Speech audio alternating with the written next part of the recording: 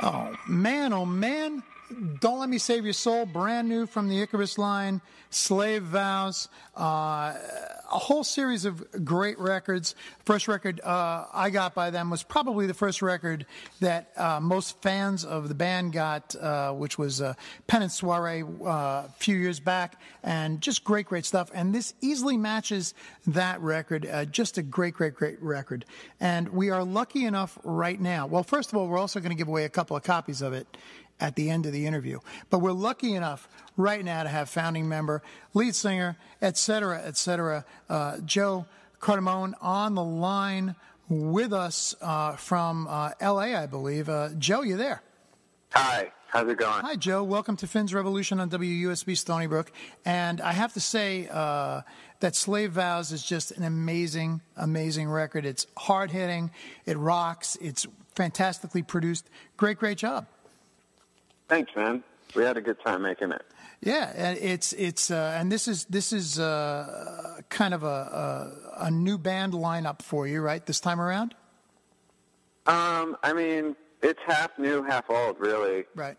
The rhythm section, the bass player was the original bass player from the group back from in high school days, who rejoined after 8 years of being absent. And then the keyboard player is Alvin de Guzman, who's been in the group the entire time. Myself playing guitar. Ben Hallett, who's new, I guess, 3 years in the group. And then we had help from a couple other people. John Bennett, this guy who played some additional guitar here and there. And, you know, a friend, Mike Massimano, who actually has a studio in New York City. He produced Penance, and he kind of was just an additional insight into the record, and a long-time compatriot, you know? Yeah. Did it feel to you like it was, like a return to form kind of an album? Because it sounds that way to me. I mean, it kind of just felt like another day at the office. Honestly, there was some sort of effort to do what we do best after years of kind of just, you know, being a rock and roll group, and I guess maybe of a certain age kind of come to terms with who they are as an artist. And, you know, doing that, you know, being who you are starts to feel more natural, and you're comfortable with who you are, and this is what happens. Yeah, and that's another thing. The whole record sounds comfortable. It sounds like you're a band, you know? Definitely. Yeah. Definitely more of a band than we have been in years. I mean, the last record was kind of put together with a bunch of people, and, you know, me playing a lot of it by myself. And we made this record really rapidly. Okay, then sometimes that's the absolute best way, because then you don't have too much time to think too much or get other people jamming their opinions. Exactly. Yeah. Exactly. It's a great record. Now, of course, Wildlife, which was the previous studio album, also a great record. But Slave Vows just sounds like so sharp to me, and just cutting just in all the right places, and it's a good thing. So a little history of the band for those who don't know. If you were to encapsulate, I mean, you guys, you just said way back when in Canker Sores, right? Yeah, when we were kids. Right. Started back in the late 90s, right? Yeah, I mean, even mid-90s when we were in high school was like our punk bands. And that's where the band actually comes from, because that's where you guys really formed and got your thing going. And I only heard mono after I got Pen and Soiree, and you know, that was a different thing. Like, you know, and you probably sounded more like you sounded in high school in 2001 on mono, yeah? I mean, in those years of any young person's life, I think you probably those are formative years. You're growing so much at that time and pushing yourself and basically discovering who the fuck you're going to be. Okay. You know? So, yeah, you know, things would change day to day. I mean, it's like we would One week you don't know who Suicide is, the next week you do. One week you've never heard Maggot Brain, and the next week you do, and it's changed your whole life within the span of, like, listening to a record for, a half hour. Right. So I can pretty much chalk it up to just discoveries. Yeah, as life goes on, we find our way. Great stuff. And tell us a little, what have been some of the highlights of the career of the Icarus line as far as you are concerned? Obviously, Pen and Soiree had to be, a big thing for you because you got tons of great press, great release, great stuff. Did you find that changed your life, or did you find everything was pretty much the same, or what did you think? Pen to me, even though people make some sort of fanfare about it, some mild fanfare about it, I don't know, it doesn't really mark a great time for the band. For me, I feel like even Mono was more special to me because that's the first time we went to England, the first time anyone ever paid attention to anything we did. Okay. Penance was a follow-up to that, and at that point we had been on the road already for about 3 years, So, I don't know. There's a bunch of things that other people would consider milestones, but to me, the career highlight is just having a career to highlight. Exactly. I agree. And it has been a very, very interesting career. I got some, after I posted that I was interviewing you tonight and in reference to the Icarus line, naturally, one of the big questions was the Stevie Ray Vaughan guitar thing and all those things. Do you remember that? Does that stand out in your mind, or was that just another night of chaotic gigs at that period?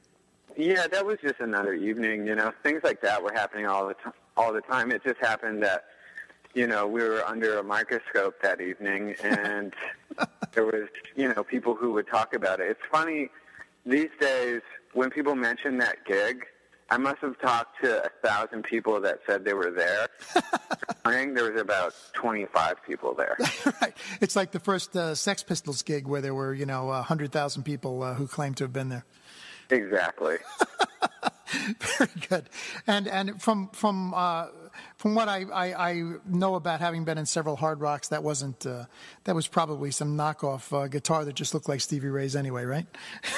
It was probably some squire that they, picked up his dead hand and put a Sharpie in it to scribble on it. Exactly.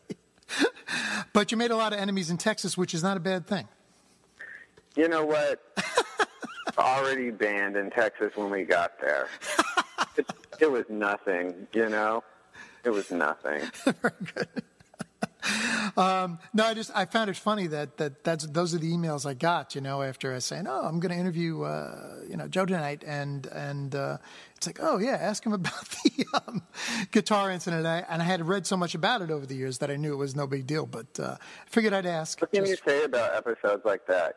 For some reason, this group brings out an antagonistic response in people from time to time when we're put in a shitty situation and we react. What would you do? Pack your bags and go home when people are throwing ice at your face, or tear the place apart? I don't know. It seems like a natural reaction to me. Yeah, I think you guys did the right thing. So, so talk a little about the recording of Slave Vows and how it all came about. You said it was recorded very quickly. Yeah, we had been touring quite a bit the previous year, more than we had in a while. We did a lot of dates with Killing Joke, almost 2 months with them in Europe and the UK, and then did the U.S. with the Cult and a bunch of stuff on our own, too.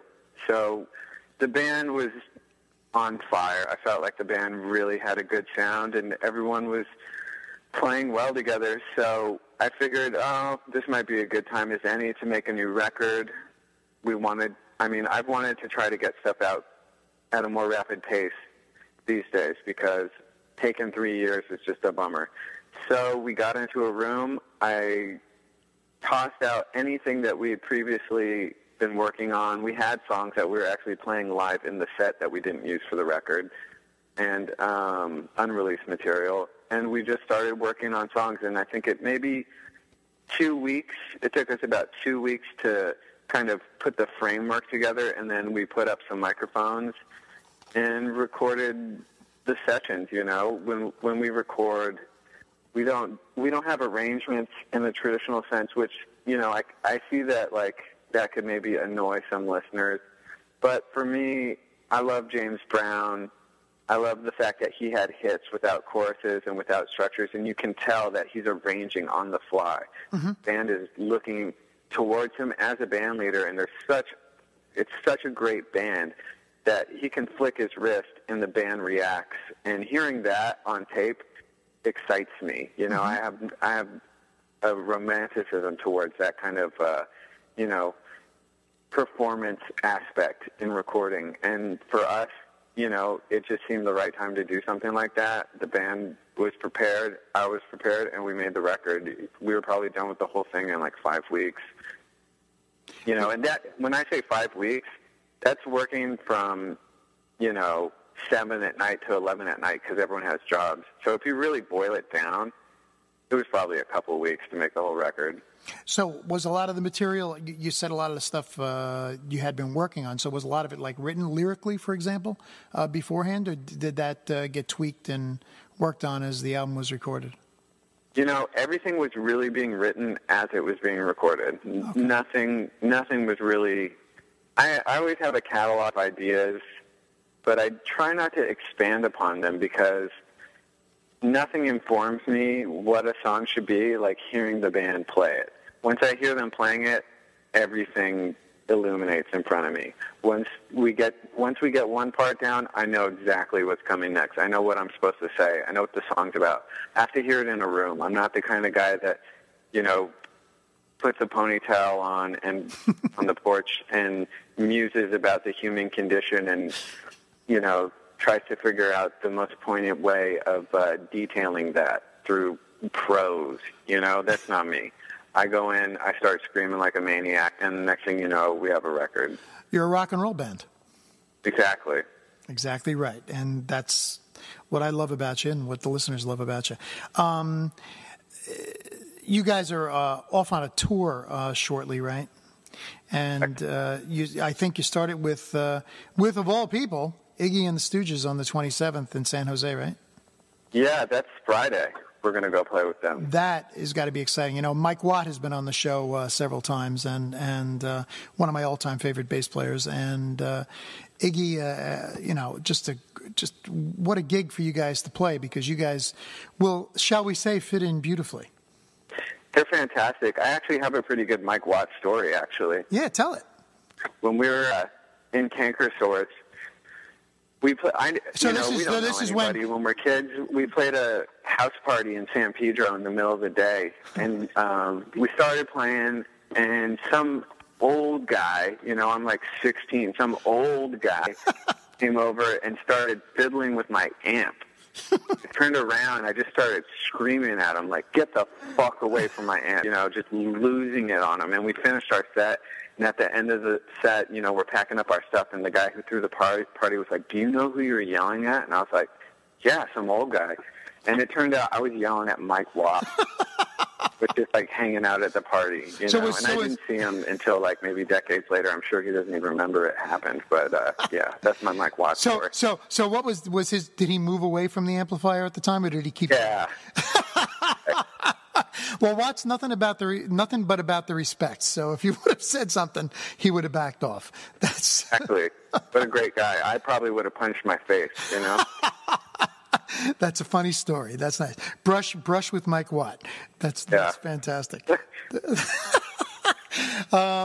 Yeah, so opening, you know, playing with Iggy at this festival in San Jose is just a beautiful thing. And then after that, what are you doing? A bunch of California gigs, and then you're off to Europe, right?